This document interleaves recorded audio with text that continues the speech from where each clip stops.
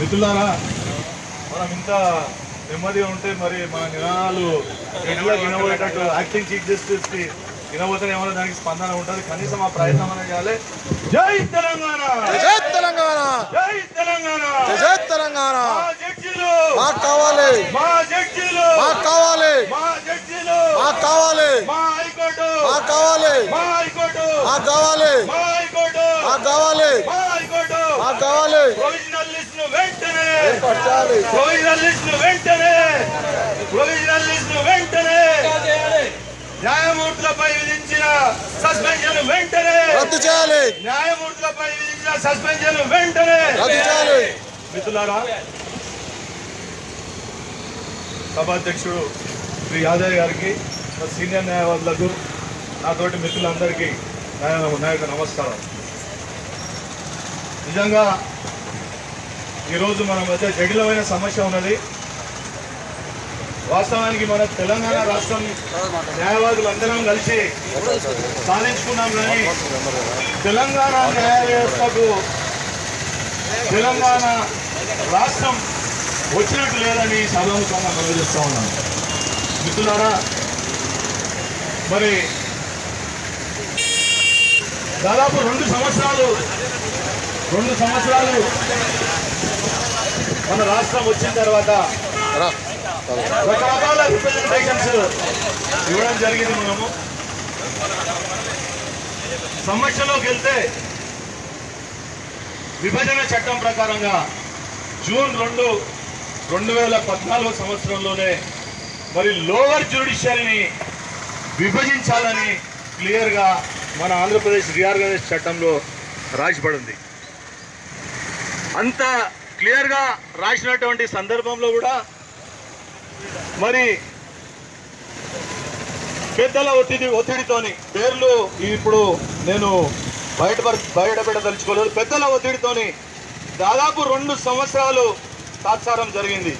రకరకాల రిప్రజెంటేషన్స్ ఇవ్వడం జరిగింది. సరే, హైకోర్టు అయితే ఆంధ్రప్రదేశ్ హైకోర్టు ఏర్పడే వరకు కామన్గా ఉంటుంది. కానీ మనకు లోవర్ జ్యుడిషియరీ హైకోర్టు కామన్గా ఉంచి జిల్లాలలో ఉన్నటువంటి జ్యుడిషియరీని ఆంధ్రప్రదేశ్కు వేరే, తెలంగాణకు వేరే చేయాల్సిన పరిస్థితి జూన్ 2, 2014 సంవత్సరంలో. మరి అప్పటి నుంచి 2 సంవత్సరాలు తాత్సారం చేసి రకరకాల డిమాండ్ల తర్వాత ఫిబ్రవరి 2016లో మరి దానికి శ్రీకారం చుట్టడం జరిగింది. ఆ తదనంతర పరిణామాలు మిత్రులారా మీకు అందరికీ తెలుసు. దాదాపు 19 మంది జిల్లా స్థాయి న్యాయమూర్తులను, ఆంధ్ర ప్రాంతానికి చెందినటువంటి 19 మంది జిల్లా స్థాయి న్యాయమూర్తులను, యువ న్యాయమూర్తులను మన తెలంగాణ రాష్ట్రానికి ఆప్షన్స్ ఇచ్చి మన నెత్తిన ప్రొవిజనల్ లిస్ట్లో రూపబడింది. మన యాక్టింగ్ చీఫ్ జస్టిస్ గారు ఎన్నిసార్లు మేము వెళ్ళి రిక్వెస్ట్ చేసినా కానీ తెలంగాణకు అన్యాయం జరిగింది, నేను ఒప్పుకుంటున్నా, మీకు చాలా అన్యాయం జరిగింది అని అంటూనే మరి ఢిల్లీలో ఉన్నటువంటి పెద్దల ప్రోద్బలంతోనే ప్రొవిజనల్ లిస్టులో దాదాపు 19 మంది యువ న్యాయమూర్తులను మరి ప్రొవిజనల్ లిస్టులో గైడ్ లైన్స్కు వ్యతిరేకంగా చేర్చబడింది. Guide lines full court bench మరి డివిజన్ ఏ విధంగా ఉండాలి, ప్రొవిజనల్ లిస్టులో ఎటువంటి అంశాలను పొందుపరచాలని మరి వాళ్ళు డిసైడ్ చేసిన గైడ్ లైన్స్కు వ్యతిరేకంగానే మరి ప్రొవిజనల్ లిస్టు తయారు చేయబడింది. ఆ 2 ముఖ్యమైన గైడ్ లైన్స్ ఏంటంటే 2 సంవత్సరాల్లో 1 లేదా 2 సంవత్సరాల్లో రిటైర్ అయ్యే న్యాయమూర్తులను తెలంగాణకు కేటాయించవచ్చు. అలాగే స్పౌస్ కేసు, మరి ఈ 19 మంది న్యాయమూర్తులకు స్పౌసులు లేరు. మరి 2 సంవత్సరాల్లో వీళ్ళు రిటైర్ గారు. వీళ్ళ ఆప్షన్ లిస్ట్ ఒకవేళ ఓకే అయితే రాబోయే 30 సంవత్సరాలలో మరి మన తెలంగాణ న్యాయ వ్యవస్థకంతా వీళ్ళ అజమాయిషిలో ఉంటుంది, వీళ్ళ చెప్పు చేతుల్లో ఉంటుంది అని చెప్పేసి ఢిల్లీలో ఉన్న పెద్దల ప్రోద్బలంతో మన యాక్టింగ్ చీఫ్ జస్టిస్ గారు ప్రొవిజనల్ లిస్టు విడుదల చేయడం జరిగింది. మరి మిత్రులారా, డిఓపిటి అనే డిపార్ట్మెంట్ ద్వారా ఈ డివిజన్ అనేది జరగాలి. మన యాక్టింగ్ చీఫ్ జస్టిస్ మరి కమల్నాథన్ తోని ఒక లెటర్ తీసుకొని మీరు డివిజన్ చేయాల్సిన అవసరం లేదు, జ్యుడిషియరీ అటానమస్ బాడీ కాబట్టి మేమే డివైడ్ చేస్తామని లెటర్ తీసుకొని ఆప్షనల్ లిస్ట్ తయారు చేయడం జరిగింది. ఆప్షనల్ లిస్ట్ మేము వ్యతిరేకం కాదు. తెలంగాణ ప్రాంతంలో ఉన్నటువంటి న్యాయమూర్తులు, తెలంగాణ ప్రాంతంలో, ఆంధ్ర ప్రాంతంలో ఉన్నటువంటి న్యాయమూర్తులు ఆంధ్ర ప్రాంతంలో ఉండాల్సిన అవసరం ఉంది. మరి అవి క్లియర్ కట్ గా వయలేషన్ చేయడం జరిగింది.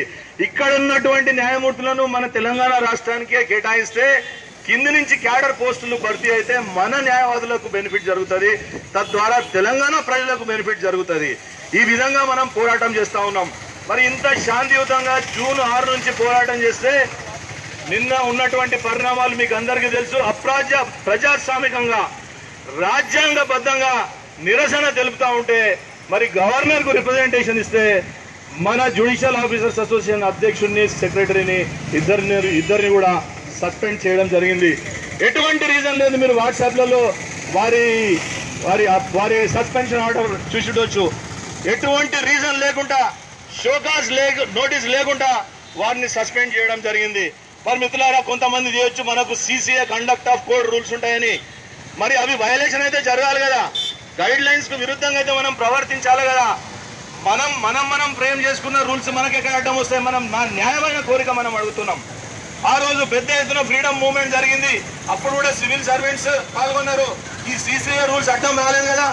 మరి 6 సంవత్సరాల నుంచి మనం తెలంగాణ కొట్లాడినాం, తెలంగాణ రాష్ట్రం గురించి. అప్పుడు కూడా ఈ సిసిఏ రూల్స్ అడ్డం రాలేదు కదా, ఒక్కరిని కూడా సస్పెండ్ చేయలేదు కదా. రకరకాల పద్ధతుల్లో మనం ఉద్యమం చేసినాం. ఈ రోజు రాజ్యాంగబద్ధంగా డెమోక్రాటికల్లీ మరి మనం పీస్ఫుల్ గా మన న్యాయాధికారులు వెళ్ళి రిప్రజెంటేషన్ ఇస్తే మరి వారిని సస్పెండ్ చేయడం జరిగింది. మిత్రులారా, నిన్ననే హైకోర్టులో జనరల్ బాడీ మీటింగ్ పెట్టుకోవడం జరిగింది. మరి అక్కడ ఫస్ట్ కోర్టు చీఫ్ జస్టిస్ గారి కోర్టు ఇండెఫినెట్ గా బైకాట్ చేసి మరి తెలంగాణ రాష్ట్ర వ్యాప్తంగా కూడా 1 జూలై రోజు మరి పెద్ద ఎత్తున అడ్వకేట్లను తర్వాత ఎంప్లాయీస్ అందరినీ కూడా సమీకరించి అందరినీ 1 జూలై రోజు చలో హైదరాబాద్, చలో ఇందిరా పార్క్ ప్రోగ్రామ్ సక్సెస్ చేసి మరి అక్కడికి వచ్చి అక్కడ మన కార్యాచరణ రూపొందించుకోవాల్సిన అవసరం ఉంది. మిత్రులారా, ఈ ఉద్యమం ఆగదు. కేవలం ఇద్దరిని సస్పెండ్ చేస్తే ఒక భయపెట్టినట్టు అనుకుంటున్నాడు. యావత్ తెలంగాణ న్యాయవాదులందరూ ముక్త కంఠంతో వాళ్ళ సస్పెన్షన్స్ రివోక్ అయ్యే వరకు, ప్రొవిజనల్ లిస్ట్ ను క్యాన్సల్ చేసే వరకు పోరాడాల్సిన బాధ్యత మనందరి పైన ఉన్నదని మరి మీకు అందరికీ సవనీయంగా మనం మనవి చేస్తూ, జై తెలంగాణ, జై తెలంగాణ.